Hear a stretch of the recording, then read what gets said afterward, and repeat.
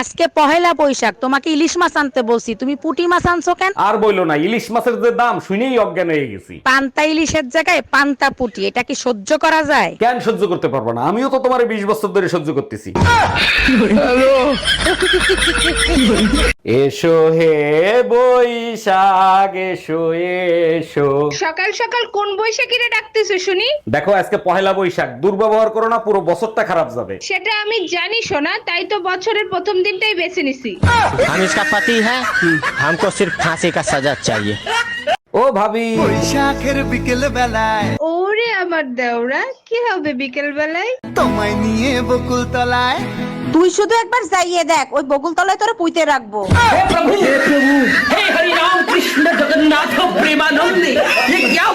বৈশাখের funny content তো দেখা হলো, কিন্তু এই বৈশাখের দিনেই আমার কোল জুড়ে এসেছিল আমার নবনীতা। আর এই নবনীতা বুড়িটা দেখতে দেখতে 6 বছর পার করে ফেললো।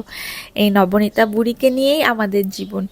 এই তো নবনীতা বুড়ির জন্মদিন আজকে, তো সবাই আশীর্বাদ করবেন ও যেন বড় হয়ে একজন ভালো মনের মানুষ হতে পারে।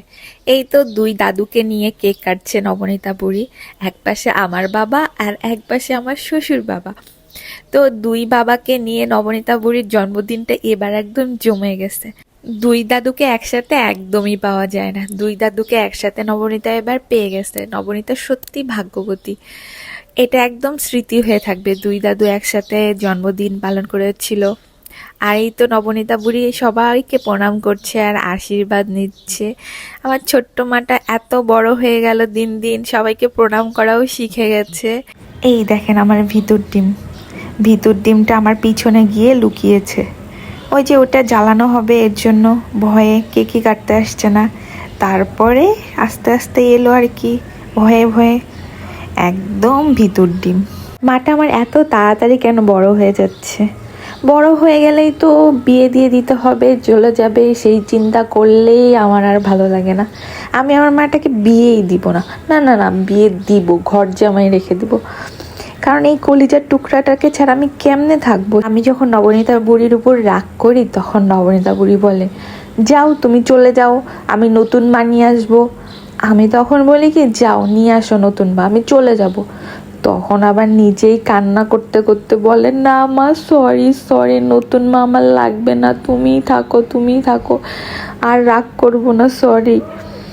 এই কলিজার টুকরার এই কথাগুলা শুনলে এত ভালো লাগে, কি বলবো। এখানে আমি আমার মাটাকে আশীর্বাদ করছিলাম। আমার মাকে ঠাকুর সব সুখ দিক, পৃথিবীর সব সুখ আমার মাকে দিক। আমার মা আমার কলিজা। সবাই ভালো থাকবেন, সুস্থ থাকবেন। আমি আসলে আমার মেয়েটাকে খুব ভালোবাসি, সবাই আমার মেয়ের জন্য আশীর্বাদ করবেন। এই তো আজকের ভিডিও এতটুকুই। Bye bye, tata.